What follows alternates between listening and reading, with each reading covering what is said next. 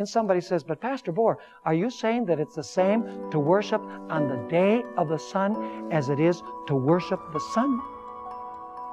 My answer is, in principle, yes. You say, how is this? Well, let me put it this way.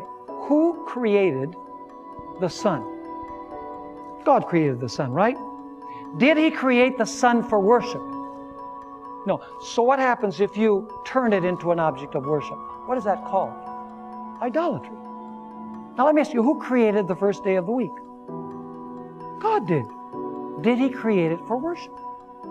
No. So what happens if you turn it into a day of worship? What is that called? Idolatry.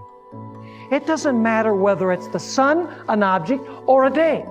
Whatever man makes for worship that God did not make for worship is what? Idolatry. You see, the devil knows that Christians at the end of time are not going to be dumb enough to worship the sun.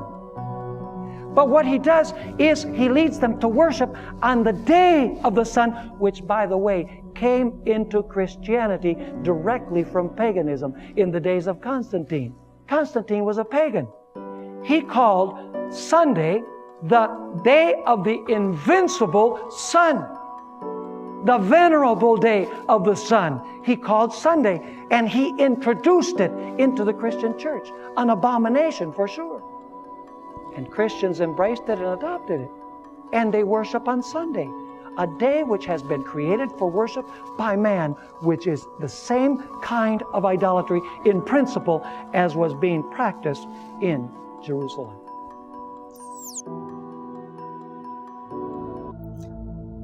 I liked what he said here, very powerful. But sadly, what a lot of our beloved pastors fail to understand also is that this just does not only apply to the Sabbath. It's whenever anyone changes God's words to fit their own ideas or tradition, it's idolatry. Take, for example, the heliocentric doctrine, i.e. the fact that the world and the church teaches that God created the earth to spin around the sun and that the earth is being held by this mystic gravitational pull of the sun. Do you know that's also sun worship? Why? Well, because God never said that.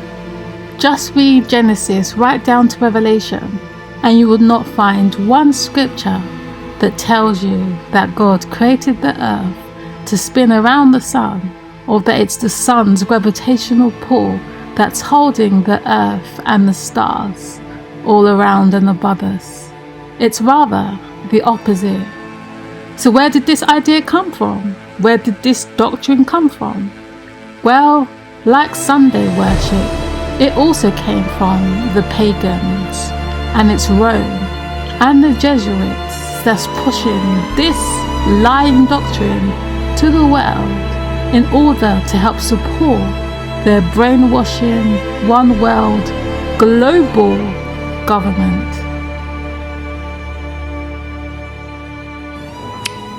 I wait for the day where everybody will throw out that religious symbol called the globe. The globalists all stop. How do you see it as a religious symbol?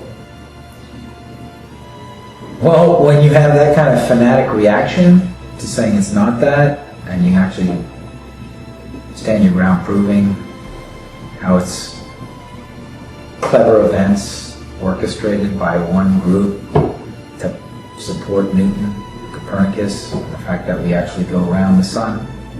And in this case, we have an image everybody veneers and worships invisibly. Because it becomes worship when it becomes iconic and you've never seen it from that point of view. Like Christ or God.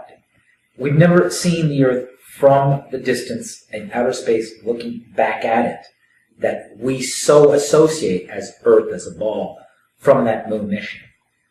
We all know who our enemies are. They are called the globalists, with their false idol that they give children on the teacher's table at kindergarten, the false globe of the global agenda.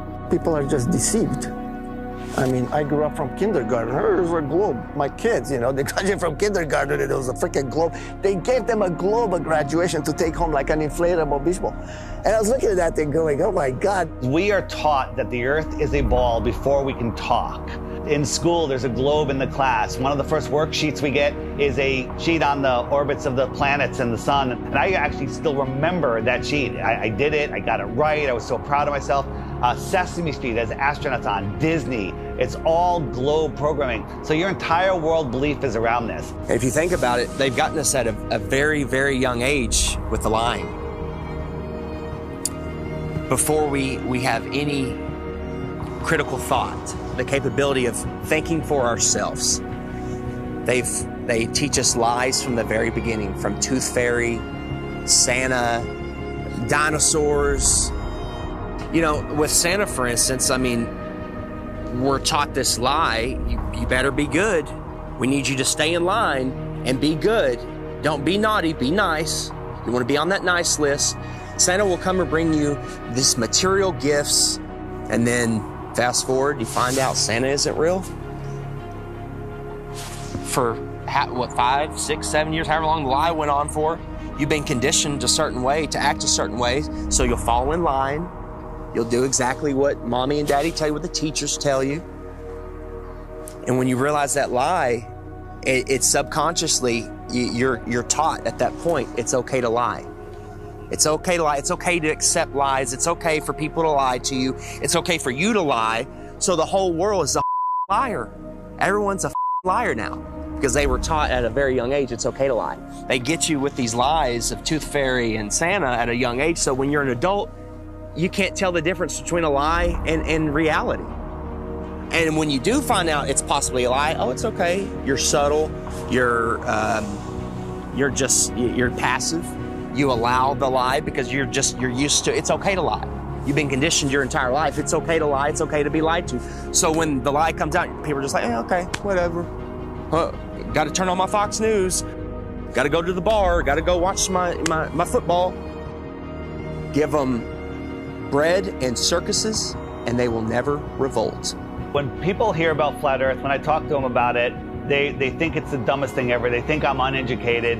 They don't realize that they don't know what they're talking about. And people say, well, what about ships over the horizon? You explain that. What about sunsets? You explain that. What about seasons? You explain that. And then they throw their hands up. They go, well, why does it matter? What difference does it make? I still have to go to work tomorrow.